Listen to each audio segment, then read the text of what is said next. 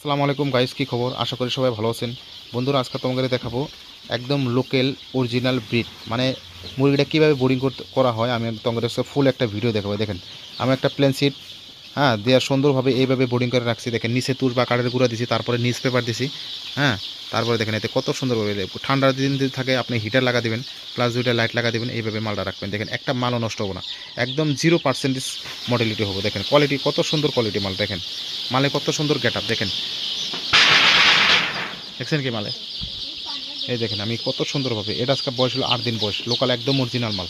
দেখেন কত সুন্দর কোয়ালিটি, দেখেন মালটা দেখেন কোয়ালিটি।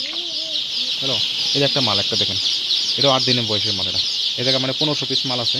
আপনি দেখেন কত সুন্দর কোয়ালিটি মাল হয়।